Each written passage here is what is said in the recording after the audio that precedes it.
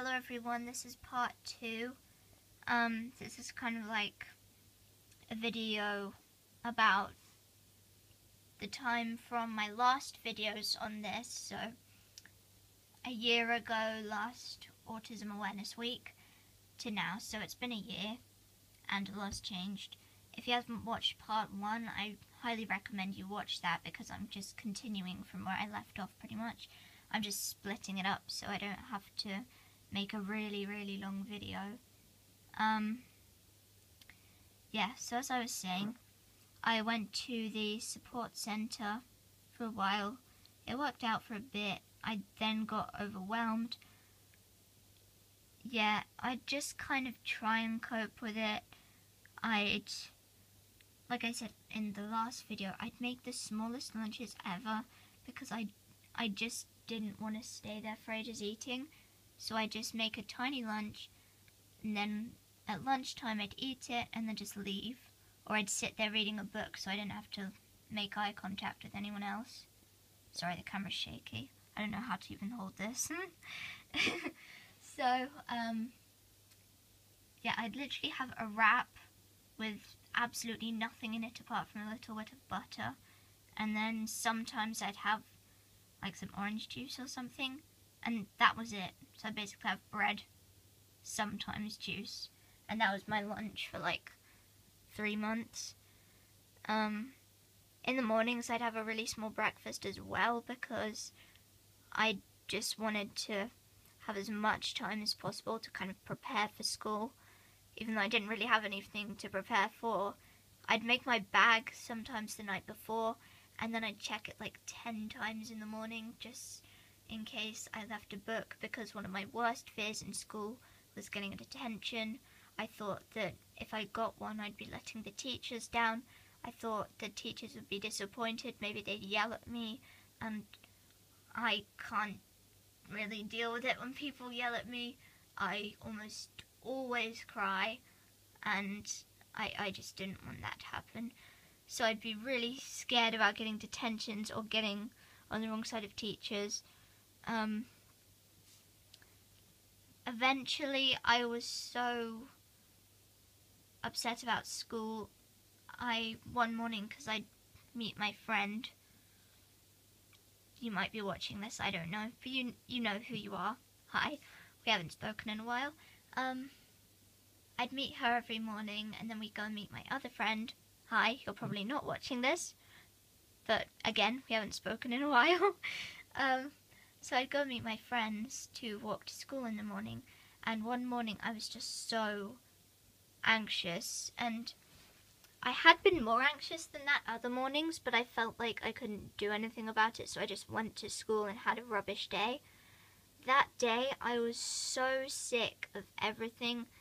Oh yeah, again, trigger warning, click off now if you don't want to hear about stuff like, well, I mean, it's a bit late now, but, you know, self-harm, anxiety. Click off if you don't want to hear about that. I'd been self-harming the night before, as I did every night in the end of year 8, beginning of year 9. That's, if you're from my school, my old school, and you remember me always wearing jumpers in PE, even when it was boiling hot and in the summer, that's because I had loads of cuts on my arm from self-harming. Yeah, not the best thing you'd want to hear, but that's the truth. I probably said this on Instagram, I don't know. But yeah, that's why. Also, I don't know, I didn't like not wearing my jumper. It felt comfortable, and I'm a strange person. So, yeah, I'd been self-harming the night before, as I did every night. I was having a rubbish time. I was just so sick of everything, and I just could not go to school. And even if I had been okay to go to school, I was at the point where I was like, I don't care if I get in trouble for not going, because I'm just so sick of going. I'd rather not go for a long time and get to miss days of school than go and have a rubbish time. So I just started crying. I couldn't do it. I'd been packing my bag. I was already late, actually, so that was another stressful part of it. And I went into the kitchen, I sat behind a cupboard to hide, and I just cried there for like an hour and a half. And that was the beginning of the end. That sounds so dramatic. Yeah, that was the beginning of the end of school for me.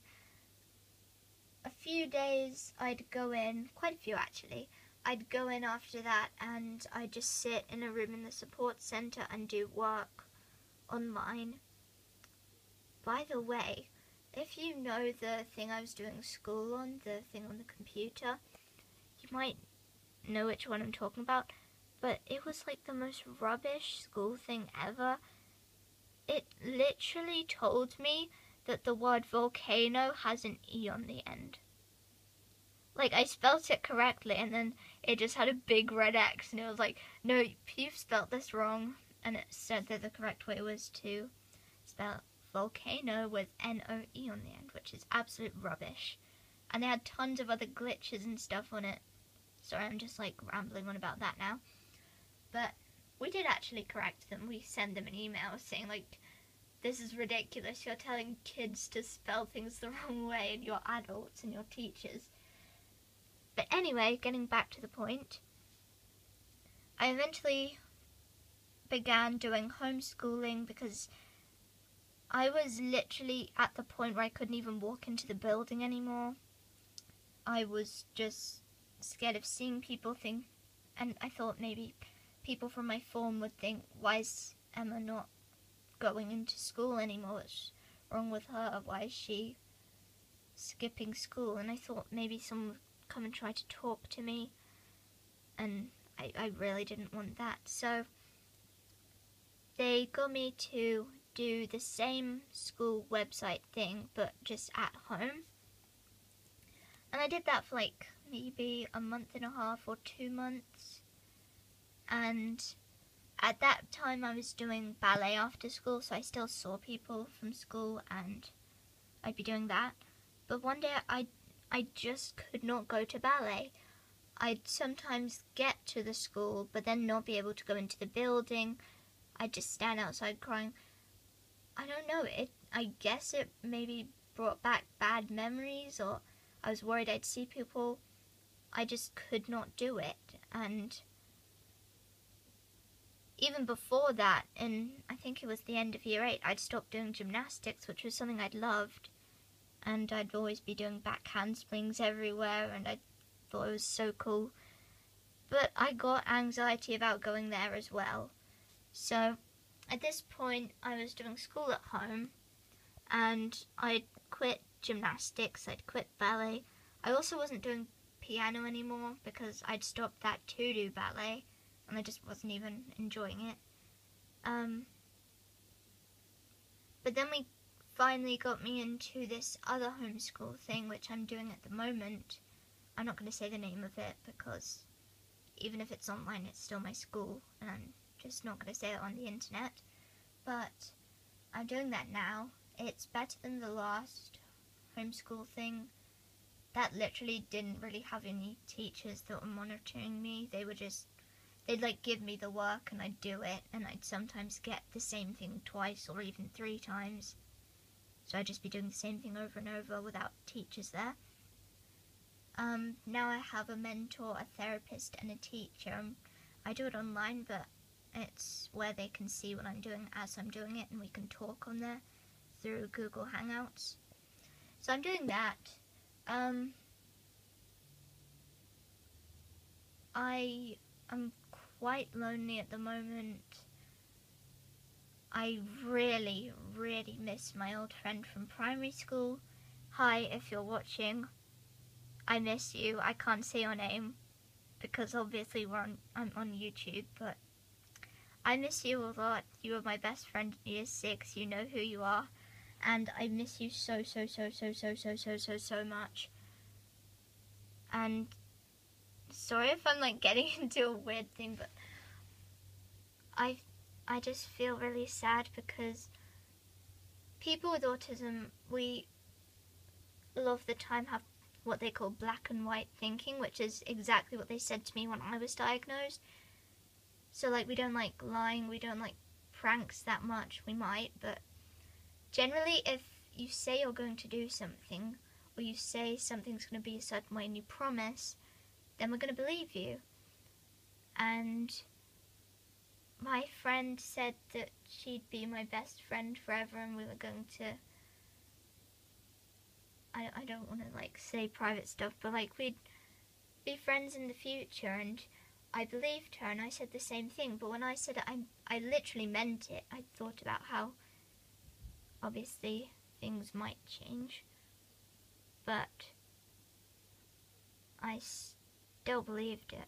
Okay, I'm gonna make a part 3 because my mum's home and I don't want her to listen to me while I'm recording, so I'm going to go and I'm going to make a part 3 of this.